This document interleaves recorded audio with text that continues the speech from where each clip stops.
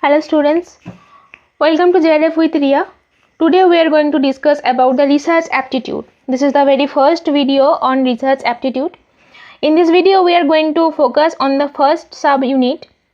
This include meaning, characteristics and types of research. Firstly, the meaning and concept of research. The word research means the systematic investigation into and study of materials and source in order to establish fact and reach new conclusion. Some of the important way to knowing are as under. They are consecutive, authoritarian, ideology, legal present, universal truth, myths, reason, formal logic, effect, intuitions, interpersonal processes and common senses, altered consciousness, revelation, graces, empirical research, etc. The term research consists of two words. Research equal to re plus search. Here re means again and again and search means to find out something. Research is a person observe the phenomena again and again and collect the data, and on the basis of data he draws some conclusions. Research is conducted by a person who possesses new thinking and has reasoning ability. The characteristics of research. Certain terms are very commonly used in research, and the success of any research, whether a research is free or free of biases, prejudices and subjective error or not. They are called the characteristics of research. Research is a scientific investigation which means to search again and again. Research originate with a question or problem. Research requires clear articulation of a goal. Research usually divides the principal problem into more manageable subproblems.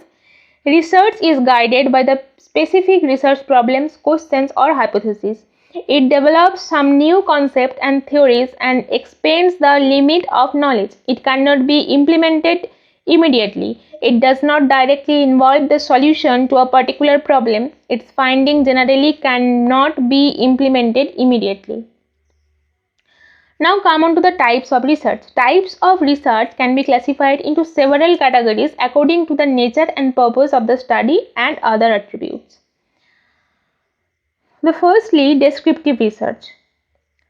It answers questions such as what is or what was. For example, describe the problem. It includes survey and fact-finding inquiries with the adequate interpretation. The examples of descriptive research are analyzing the trend of rising coronavirus cases. The next is analytical research. In this research, use fact to explain why it has occurred or how it occurred. It attempts to make critical evaluation of the material. For example, analyzing the reason behind the rise in coronavirus cases.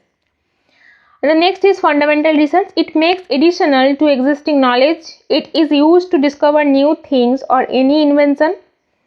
It is extensive in nature. The next is applied research. It is used to find out solution to existing problems. It used in application. It is intensive in nature. The next is deductive research. It is also termed as top-down or general to specific.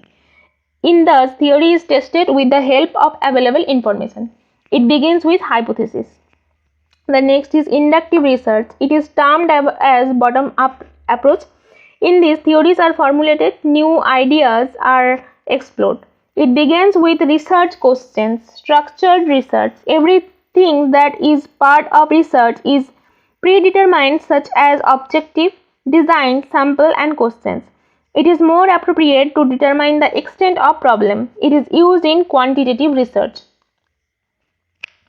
And the next is unstructured research. In this, flexibility is allowed because it is not predetermined for formulating research. It is more appropriate to explore the nature of problem. It is used in qualitative research. The next is qualitative research. It is inductive in nature and deal with phenomena's quality. In this, sample size is small. It tells about why. The quantitative research. It is deductive in nature and deal with phenomena's quantity. In this, sample size is larger. It's tell about how much or how many. Now the conceptual research, it is used by philosophers and thinkers to develop new concepts or for reinterpretation. It is related to some abstract idea or theory. It is based on theoretical approach. Now come on to the empirical research. It relies on experience or observation alone. In this, the researcher must formulate a working hypothesis. It is based on experimental approach. Now come on to the innovative research. It deals with the innovations of new ideas, new technology to solve a problem. For example, research for coronavirus vaccines. Now the incremental research. In this, improvement or extension of something occurs on existing thing. For example, research conducted by a company to improve the product. Now come on to the ex post facto research. Ex post facto study or after the fact research is a category of research design in which the investigation starts after the fact has occurred without interference from the researchers. Now come on to the historical research. It is similar to ex post facto research and usually focuses on the historical aspect of an issue. So that's all for this session. Thank you for watching. Keep watching and keep learning.